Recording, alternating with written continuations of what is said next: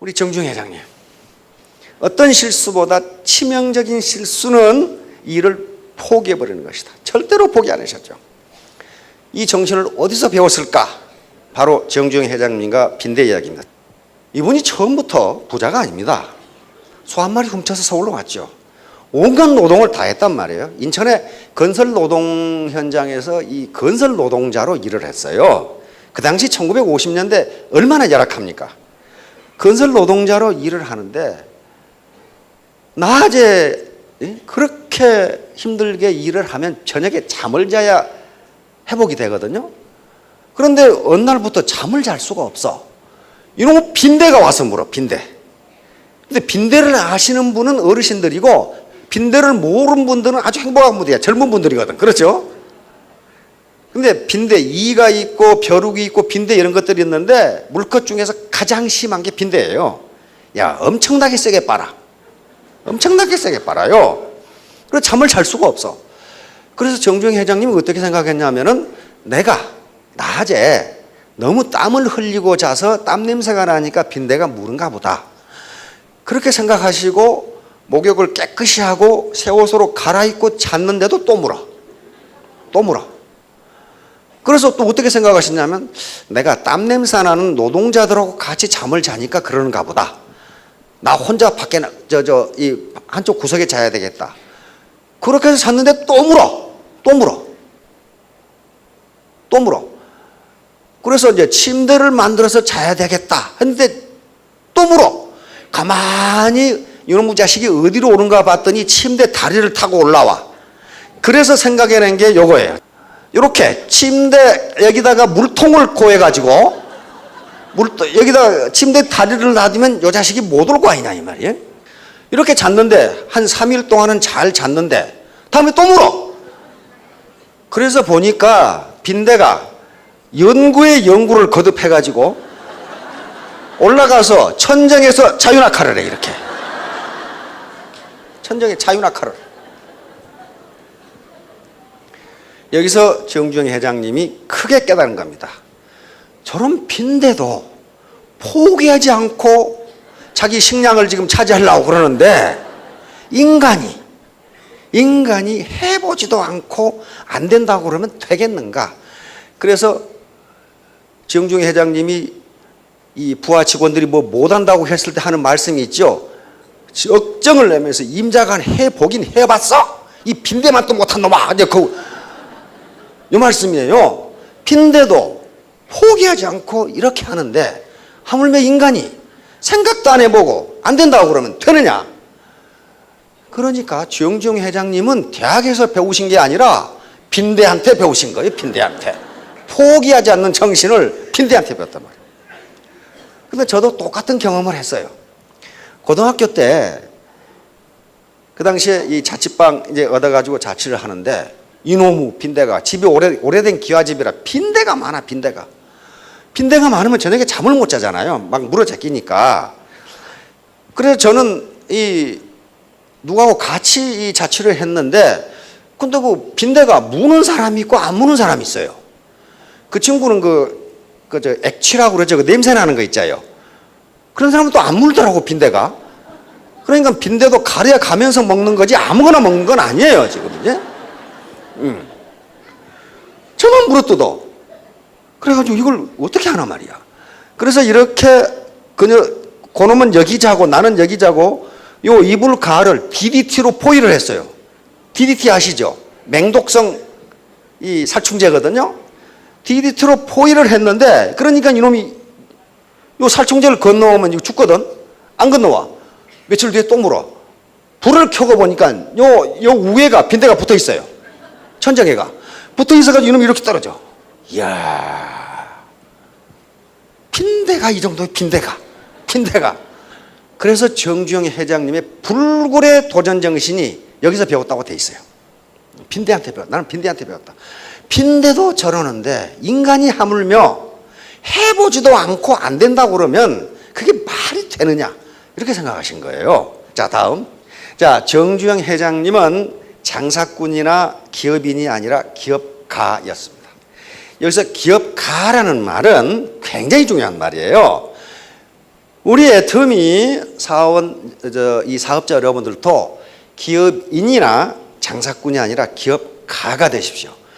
일반적으로 어떤 명사에 가를 붙이면은 상당히 인격적으로나 그 능력이 탁월한 사람에게 가를 붙입니다. 사업하는 사람을 모두 기업가라고 하지 않습니다. 기업인 그렇게 부른다고요. 사업자 그러지 사업가란 말 잘 안 해요. 기업인 그러지 기업가라는 말을 잘 안 해요. 왜냐하면 가를 붙인다는 것은 일가견이 있는 사람이거든. 상당히 인격적으로 그리고 국민경제에 기여한 사람을 가라고 붙인단 말이에요. 그런데 기업가하고 기업인 장사꾼은 어떻게 다르냐? 바로 경제학의 역사상 그리고 이데올로기의 역사상 가장 치열한 게 뭐냐 하면 이윤이 뭐냐 하는 거예요. 이윤. 내가 장사해서 돈 번다 하는 게 이윤이 남는 건데 이윤이 뭐냐? 그런데 그 당시에 이윤 이론에 마르크스의 착취설이 가장 유력했어요. 자본가가 노동자가 생산한 잉여 가치를 착취한 거다. 그게 이윤이다.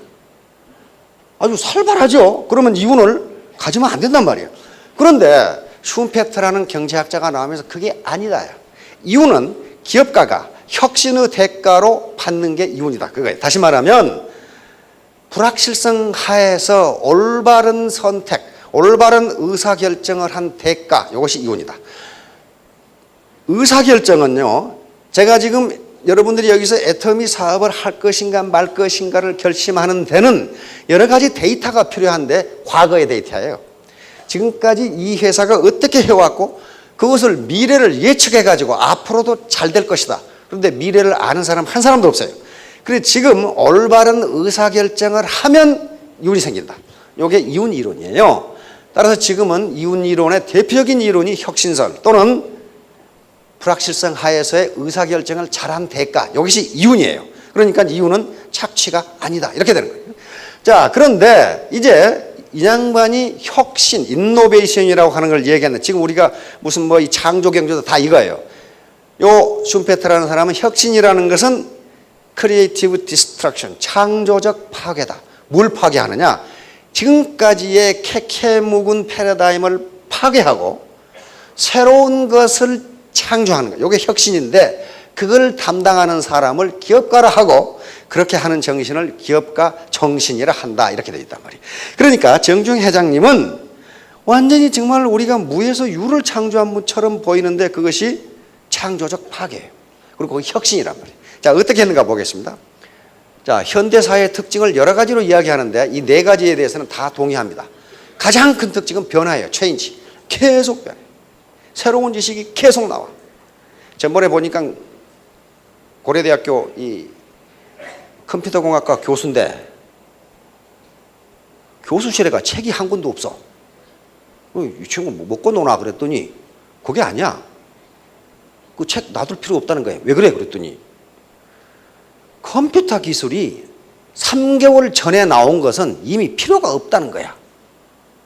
계속 새로운 기술이 나오고 새로운 소프트웨어가 나오니까 그거 책 놔둬봐야 아무 소용없다 이게 그거. 새로운 기술이 계속 나오니까. 우리 경제학 분야만 하더라도 하루에 발행되는 책과 논문과 글이 수만 건이에요.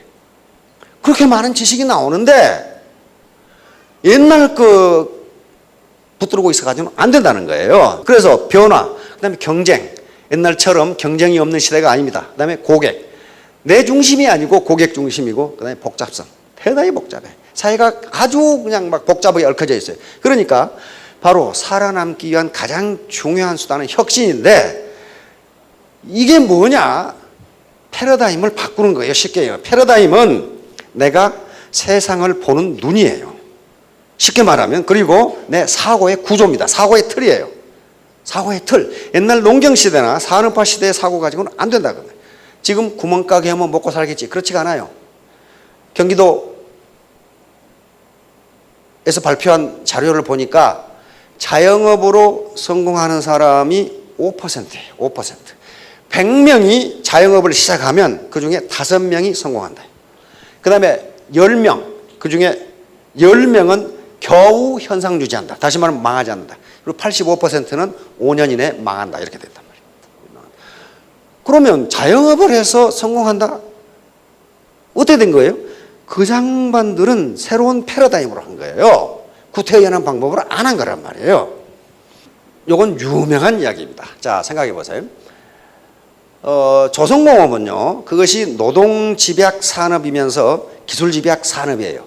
고도의 기술이 필요하지만 굉장히 많은 노동력이 필요해요. 그래서 우리가 경제개발을 하는 과정에서 조선공업이 필요했어요. 그래서 박 대통령이 정중에 해당한, 그 당시 정중 사장이죠. 사장한테 조선공업을 하자고 제안을 합니다. 근데 우리가 조선기술이 없어. 그래서 조선기술을, 그 당시 최고의 조선기술을 가지고 있는 미쓰비시하고 이야기를 합니다. 미쓰비시가 한국에 투자하려 하다가 안 해요. 왜냐하면 그 당시 일본은 중국하고 중국의 큰 시장에 투자하려고 했는데 그 당시 중국 시장이 주운래라고 하는 사람입니다. 그분이 주운래 4원칙이라는 걸 제시합니다. 한국과 대만에 거액을 투자한 기업과는 거래하지 않는다 해요. 그러니까 미쓰비시는 한국이라는 적은 시장보다 중국이라는 큰 시장에 욕심이 나니까 한국에 투자하지 않겠다, 이렇게 된 거예요. 정중 회장님은 그러니까 이제 스웨덴이 그 조선 강국입니다. 옛날 바이킹족들 있죠. 이스라엘하고 타진을 하는데 스웨덴과 이스라엘에서는 오케이 했어요. 너하고 합작 투자하겠다. 그런데 조건이 있습니다. 경영권을 우리가 갖겠다. 그렇게 된 거예요. 정중 회장님은 우리가 경영을 해야지 왜 너가 갖냐 이거야. 그래서 합작을 해주겠다는 데 안 해요. 그러면 방법은 뭐밖에 없어요. 돈 빌려다 직접 하는 수밖에 없어. 근데 돈이 없어. 돈이 없어요. 외화가 없어. 그 다음에 배를 설계하는 기술도 없어. 배를 설계하는 기술도 없어. 그래서 영국의 애플도어라고 하는 조선회사에서 유조선 설계 도면을 빌려왔어. 설계를 못하니까. 그러면 공장을 짓고 배를 만들려면 외화가 있어야 되는데 돈이 없어. 한국은행에 돈이 없어. 외화가 없단 말이에요. 그래서 영국에 돈을 빌리러 갑니다. 이 바클레이즈 은행이라고 하는 게 돈을 빌리러 간단 말이에요. 돈을 빌리러 가는데 사장이 만나주지도 않아. 어디 극동의 조그마한 나라에서 돈 빌리러 왔다, 이게 돈 빌리러. 혹시 여러분들이 은행의 회장님이시라고 그러면은 어디 촌사람이 와서 돈 좀 빌려주라고 빌려주겠어요? 근데 또 우리 정중 회장님은 전형적인 막걸리 폼이시죠. 만나주지를 않아. 그래서 중간에 이 애플도어사의 상무를 통해서 롱바톰이라고 하는 바클레이즈 은행 회장을 만납니다. 회장의 말을 들어보니까 당신 조선업 한다는데 공장이 어딨어? 그러니까 그 당시 울산 거기는 말이지 갯벌이었거든. 그리고 또 자기 땅도 아니야 그거. 그 초가집 매체에 있는데 그 사진 찍어가지고 여기를 사가지고 지금 하려고 그런다 이 말이에요 지금. 그러니까 롱바톰 회장이 기가 막히는 거지. 기가 막히는 거야. 어떻게 공장도 없는 것도 그것도 좀 이상한데 자기 땅도 아니야. 여기다 이걸 사가지고 지금 하려고 그런다 그런 말이에요 지금. 그러니까 정중 회장한테 물었어요. 당신 전공이 뭐요? 그러니까 조선회사 회장쯤 사장쯤 되면은 롱바톰 회장은 어디 조선공학을 전공했거나 안 그러면 경영학을 전공했거나 그럴 줄 알고 당신 전공이 뭐요? 이렇게 물었는데 아이 초등학교 나온 사람이 전공이 지금 어디 있어? 바로 거기서 순간적인 위트와 재치 그리고 배짱이 필요한 거예요. 거기서 만약에 정주영 회장님이 제가 초등학교를 나왔습니다만은 열심히 해가지고 갖겠습니다. 말 들어주겠어요? 안 들어준단 말이에요. 그러니까 그럴 때는 대답을 할 것이 아니라 거꾸로 물어봐 버리면 돼. 그렇죠? 잘 활용하세요. 물어봐 버려. 정주영 회장은 당신 전공이 뭐요? 그러니까 대답은 안 하고 제 사업 계획서를 보셨습니까? 그렇게 물었단 말이에요. 봤습니다만은 그러니까 바로 제 전공이 그겁니다. 그렇게 대답했단 말이에요. 그겁니다. 그래서 어제 그러니까 그 전날 옥스퍼드 대학을 구경했거든. 옥스퍼드 대학에 가서 그 사업 계획서를 봤더니 바로 경제학 박사학위를 줘서 어제 제가 옥스퍼드에서 경제학 박사를 받았습니다. 이렇게 대답했거든요. 근데 옥스퍼드를 간 건 틀림없거든. 그러니까 롱바톰 회장이 한마디 했어요. 하하하, 당신 전공은 유머로군요. 유머로군요. 그러나 돈 빌려주는 문제는 다른 문제예요. 그래서 그 유명한 500원짜리가 나옵니다. 요거를 보여주면서 이게 임진왜란이 16세기 1592년이니까 그 전에 거북선을 만들었거든요. 그러니까 이걸 보여주면서 영국이 지금 해양 강국이라고 그러는데 그 당시 영국이 해가 지지 않는 해양 강국이었어요. 당신들은 이걸 18세기에 만들었지만 우리는 15세기에 만들었다 이거야. 이걸 철갑선을 당신들보다 우리가 300년 앞서 조선 기술을 가지고 있다. 그런데 그동안에 쇄국 정책을 하느라고 우리 솜씨가 녹슬어서 그렇지 기본적으로는 배 만드는 기술이 최고다 이렇게 말해버린 거예요. 그러니까 롱바톰 회장이 껄껄 웃으면서 내가 그럼 돈을 빌려줄 테니 영국 수출 보증국에 가서 보증을 받아오시오 이렇게 된 거란 말이에요. 영국의 은행이 외국 사업자에게 돈을 빌려줄 때는 은행 마음대로 하는 게 아니고 정부의 보증을 받아야 돼요. 그 말은 무슨 말이냐면은 혹시 그 사람이 망해서 돈을 못 갚아주면 정부가 대신 갚아주겠다. 그 보증이에요. 그 보증이란 말이에요. 그러면 롱바톰 회장이 정주행 회장이 그렇게 위트를 발휘해서 허락을 해줬을까 하는 문제예요. 그렇지가 않습니다. 서로 대화를 해보면 저 사람의 진실성을 알 수 있어요. 이놈이 사기꾼인지 자신감을 가지고 있는 건지 돈을 갚을 의향이 있는 건지 그걸 가지고 그거에 느껴진 거예요. 이 사람은 거짓말을 안 할 사람이다. 이렇게 느낀 거예요. 그런데 정부 가서 보증을 받는 일은 쉬운 일이 아니에요. 왜? 정주영이라는 극동에서 온 촌뜨기가 돈을 못 갚으면 정부가 대신 은행에 갚아주겠다는 게 보증이란 말이에요. 정부 보증이에요. 그래서 보증국의 총재를 만났는데 이 사람이 하는 말이 어느 하나 틀린 게 없어. 정주영 회장이 자기 자서전에 그렇게 써놨어요. 아주 추운 겨울에 빨가벗고 밖에 있는 것도 똑같아. 이 보증국장이 뭐라고 그러냐면은 당신이 배를 만들었을 때 배를 사겠다는 선주를 데려오시오 이렇게 된 거예요. 아직 지금 공장도 안 지었는데. 그러면서 정주영 회장한테 얘기하는 게 당신이 상선회사 사장이라면은 어떤 배를 사겠소? 배를 아직 한 척도 만들어보지 못한 회사에서 사겠소? 일본이나 독일이나 스웨덴처럼 대규모 조선 공장을 가지고 있는 곳에 사겠소? 맞잖아요. 그렇게 된 거예요. 그러니까 우리가 보증을 해주는 조건으로 당신이 배를 만들면 사겠다는 보증서를 가져오라. 그러니까 이제 정주영 회장은 뭐가 됩니까? 완전히 봉이 김선달이 된 거예요. 아무것도 없어요. 공장도 없지. 그 다음에 설계도도 애플도사에서 빌려왔지. 그거 하나 두르고 전 세계를 돌아다녔어. 당신이 내 배를 사주면 내가 쿵쾅쿵쾅 만들어서 표현을 또 그렇게 해놓으셨더라고. 내가 뚱땅뚱땅 만들어서 배를 갖다 줄 테니까 사시오. 그리고 미친놈처럼 세계 돌아다니는데 정 회장님 자서전에 그렇게 돼 있어. 나보다 더 미친놈이 한 놈 나타났다 이거야. 나보다 더 미친놈이 한 놈 나타났다 이거야. 공장도 없고 땅도 없는데 배를 사겠다는 놈이 나타난 거야. 그게 바로 그리스의 리바노스 회장이라는 분이. 그런데 왜 샀느냐 하는 그 기록이 그 사람의 눈을 보니까 거짓말을 안 할 사람 같더라 이게. 그래서 저놈이 거짓말을 하면 우리는 망하는 거고, 그런데 거짓말을 하지 않을 사람 같다. 그래서 26만 톤급 배 2척을 주문해 버린 거예요 거기서. 그럼 성금으로 그 당시 1970년대인데 성금으로 100억을 줘 버린 거예요. 그거 가지고 땅 사가지고 뚝딱뚝딱 만든 거예요 이제. 그런데 2년 6개월, 2년 3개월 시간을 줬는데 공장도 없는데 2년 3개월에 26만 톤급 2척을 만들어 이거예요. 그러니까 정주영 회장은 어떻게 생각했냐면은 공장을 지어가지고 만들려면 늦다 이게.